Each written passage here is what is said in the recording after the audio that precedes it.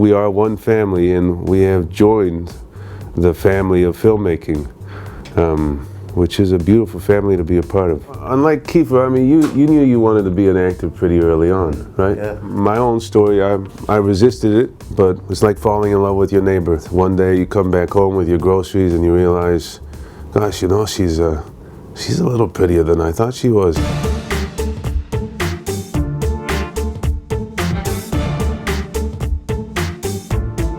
I didn't grow up with my father. I grew up here in Canada with my mom. I was too young to go see my father's films in the cinema. By the time I hit 20, at least VHS was available.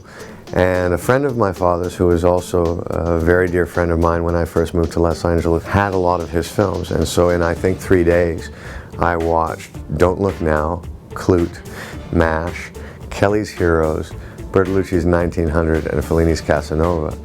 That's such a wide spectrum of characters, and as a young actor I was particularly aware of how not only diverse the characters were, but how prolific he was as an actor. And I remember calling him up and I felt really badly that I grew up not knowing what a profoundly special actor he was, and I felt horribly guilty about that.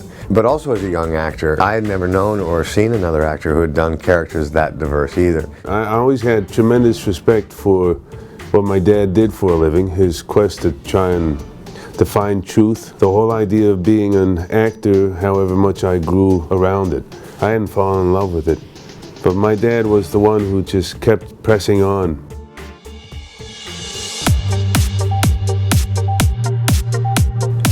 It's not something I've ever thought of concretely. It's something that I would love to do.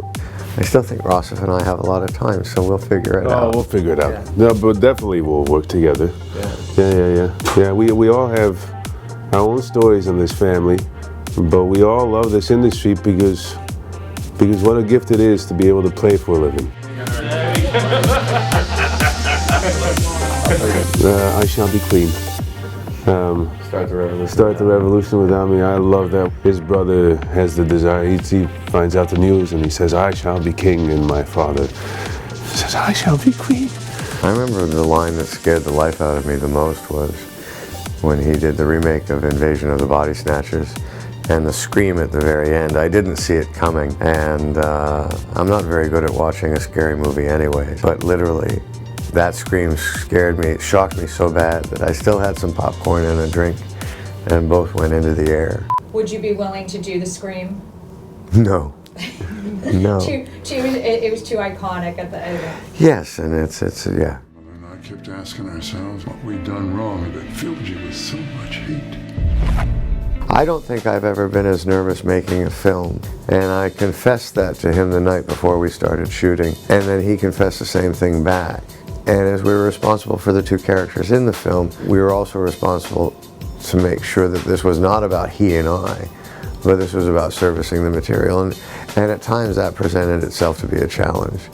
And I think this is the most amount of time I've been able to spend with my father since I was a child, since I was about 3. So just for that alone, it was worth, for me, the price of admission.